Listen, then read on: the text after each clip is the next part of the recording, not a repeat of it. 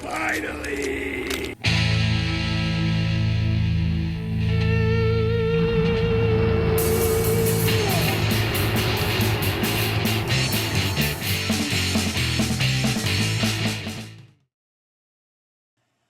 Well, would you look at this?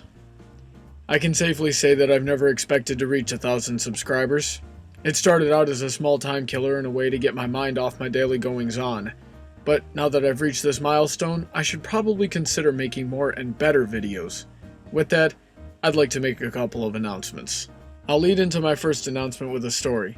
As you may have noticed, the episode reviews that I've done are a tad long-winded. This is mostly due to the fact that they were a mixture of my thoughts, analyses, and reactions. Beyond that, something always seemed off about them to me. I couldn't exactly place my finger on it until I happened to rewatch some of Nostalgia Critic's reviews, and then it hit me. Our formats are almost identical. Not only that, but this format is a tad overused. So, I'm going to try something I haven't seen done before with 2 new series of episode reviews. The first being the moral of the story, where I analyze the different messages delivered in each episode and discuss both their morals and their practical applications or lack thereof should it be the case. The second will be released around the same time as each moral review and be called A Buck to the Face. These videos will recreate my initial reactions to each episode. Examples of this would be my reaction to Sweetie Belle's emergency edible boots line in my One Bad Apple review, or my reaction to the Germ and Brony couple from the BronyCon documentary review. All that being said, my other reviews will likely keep the same format of mixed analyses and reactions. I had stated in that extremely poorly done introduction video of mine that I had always intended this to be a variety channel. Not just debates, but also reviews of just about anything, dramatic readings, and live-action videos. I've been collaborating with the Central Florida Bronies and Shaded Scythe Productions, so hopefully you'll be seeing some of those in the near future. If the effort is big enough, it'll be posted to the Central Florida Bronies YouTube page instead, which will be linked in the description. Now then, I know a few people have been asking me when I'm going to get around to reviewing fanfictions, one in particular being My Little Dashie.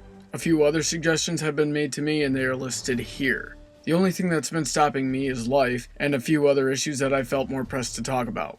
Now that things are starting to lighten up, I can start focusing on these reviews. But before I do that, let's establish some ground rules.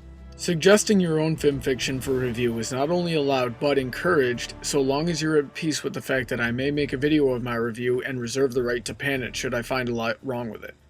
The story should be completed. If it has a sequel, the sequel should be completed as well. If it's part of a series such as Journey of Graves by Gentleman J or The Petriculture Cycle by Quackerjack, then all of these should be completed as well.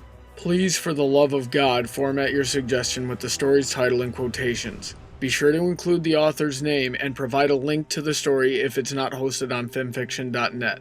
I prefer stories where the average chapter length is under 10,000 words. Longer chapters are okay so long as there are fewer of them. If a story is longer than 20 chapters with an average higher than 7,000 words per chapter, I may still review it as long as there is a complete reading of it somewhere on YouTube.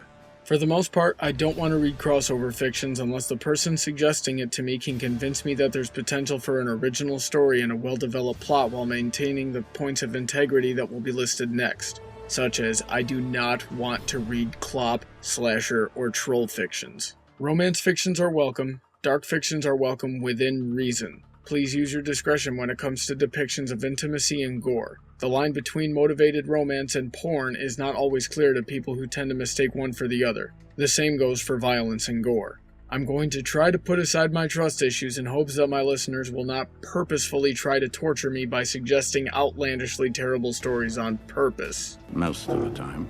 While I'm at this, I should also mention a couple of pet peeves that almost universally ruin a story for me to the point where I can't even continue reading, much less do a proper review.